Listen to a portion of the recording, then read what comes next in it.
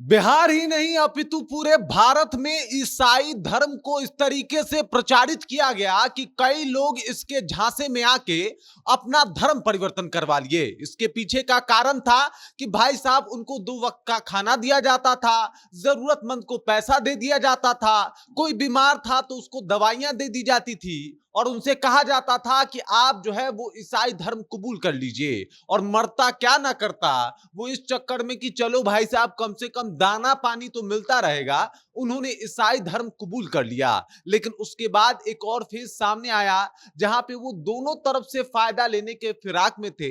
मतलब एक तरफ से तो वो चाहते थे कि ईसाइयों के द्वारा जो फंड आता है उसके भी हकदार बने, और दूसरी तरफ जो एसटी एससी के तहत उनको आरक्षण मिलता है और बाकी जो सुविधाएं मुहैया कराई जाती है वो सारी सुविधाएं भी मिले। और इसी के ऊपर अब कोर्ट का फैसला आया है कि भाई साहब या तो आप ईसाई हैं या फिर एसटी एससी हैं, अगर आपने अपना धर्म परिवर्तन कर लिया है तो आपको एसटी एससी का दर्जा नहीं मिलेगा और ना ही एसटी एससी वाला आरक्षण मिलेगा। पूरी जानकारी आपको बताएंगे, सब कुछ आपको समझाएंगे, लेकिन उससे पहले मेरा परिचय जान लीजिए। मेरा नाम है रजत और आप जनता जंक्शन देख रहे हैं। सबसे पहले तस्वीरें देख लीजिए आप। ये तस्वीर ईसाई सिंबल का है और यहाँ पे आपको पता है कि भाई सिर्फ बिहार में ही नहीं बल्कि झारखंड में तो बहुत हद तक ये काम किया गया कि झारखंड साइड में लोगों को जो है, मान लीजिए कि किसी के पास पैसा नहीं है तो उसको ये लोग आते थे, पैसा दे देते थे। भाई साहब जहां भूखमरी हो, जहां गरीबी हो, वहां पे धर्म जो है वो सेकेंडरी हो जाता है, प्राइमरी होता है कि भाई पेट कैसे भरा जाए। और इसको लेके युद्ध स्तर पे इन लोगों ने काम किया। और जैसे कि मान लीजिए कि कोई भूखा है तो उसको खाना दे दिया गया, कोई बीमार है तो उसको दवाई दे दी गई, जरूरतमंदों को पैसा दे दिया गया और इस तरीके से इन्हें कन्वर्ट कराया गया ईसाई धर्म में। इनको ईसाई बनाया गया और उसके बाद ये लोग ईसाई प्रैक्टिस करने लगे। आपने बहुत ऐसा नाम सुना होगा कि माइकल रामलाल, या फिर आपने ये भी सुना होगा कि रीता डिसूजा। इस तरीके के बहुत सारे नाम हैं। ये वही लोग हैं जिनका कन्वर्जन कराया गया लालच देके, पैसा देके, और इस तरीके से इनका कन्वर्जन हुआ।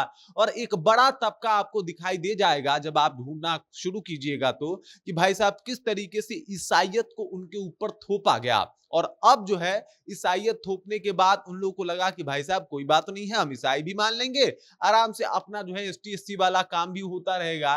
लेकिन अब ऐसा नहीं होने वाला। अब आंध्र प्रदेश का जो हाईकोर्ट है, आंध्रा हाईकोर्ट ने एक फैसला सुनाया है और उसका फैसला जो है वो सामने आया है कि जो लोग ईसाई प्रैक्टिस कर रहे हैं, मतलब उन्होंने अपना कन्वर्जन कर लिया, वो लोग ईसाई धर्म को एक्सेप्ट कर लिए हैं और ईसाई धर्म को मान रहे हैं, उन लोगों को जो है एसटी एससी का दर्जा नहीं मिलेगा, ना ही एसटी एससी वाला आरक्षण मिलेगा। दरअसल यहाँ पे एक मामला आता है जहां पे एक इंसान के ऊपर ये मुकदमा चलाया जाता है। मतलब 2 लोग होते हैं, 2 लोग, एक एसटी एससी समुदाय से आता है लेकिन वो 10 साल से ईसाइयत प्रैक्टिस कर रहा था, दूसरा होता है जो अपर कास्ट से आता है।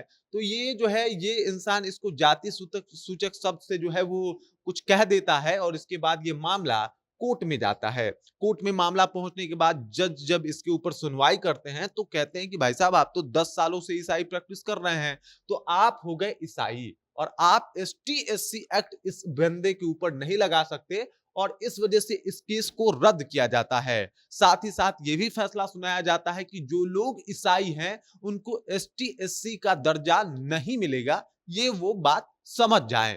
अब इस तरीके से जज ने फैसला सुना दिया है और जज के इस फैसले से, यानी जो आंध्रा हाई कोर्ट का फैसला है, इस फैसले से ये लगभग क्लियर हो गया है कि जो लोग ईसाई प्रैक्टिस कर रहे हैं या फिर किसी और धर्म को प्रैक्टिस कर रहे हैं वो उसी धर्म के होंगे, ना कि एसटी होंगे, ना कि एससी होंगे, और ना कि वो दलित और महादलित समुदाय से आएंगे, बल्कि वो लोग उसी समुदाय उसी धर्म से आएंगे और उनको ये जो बाकी चीजें हैं उनकी सुविधा नहीं दी जाएगी। ये आंध्रा हाई कोर्ट का मामला है और इसमें आंध्रा हाई कोर्ट जो है वो साफ और स्पष्ट शब्दों में ये बात कहती हुई नजर भी आ रही है। बाकी इससे एकदम क्लियर हो गया कि किस तरीके से कुछ लोगों को लालच देके उनको ईसाई बनाया गया था, और उसके बाद अब चीजें जो है बिल्कुल क्लियर हो गई है कि भाई साहब अगर आप लालच में आके या भी किसी भी तरीके से अपना धर्म छोड़ के कहीं और गए हैं तो आपको ये सारा आरक्षण कैसे मिलेगा, क्योंकि ये जितनी भी जातियां हैं वो हिंदू की जातियां हैं, चाहे वो एसटी हो एससी हो,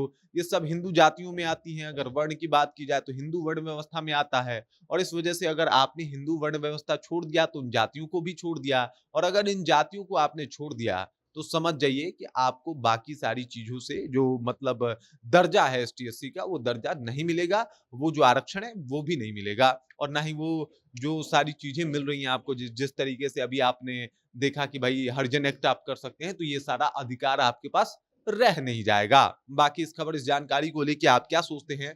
आंध्रा हाई कोर्ट का जो फैसला आया है, उसके ऊपर आपका क्या कहना है? कृपया कमेंट कीजिए और अपना विचार जो है हम तक पहुँचा दीजिए। बाकी आप देख रहे हैं जनता जंक्शन और मेरा नाम रजत है।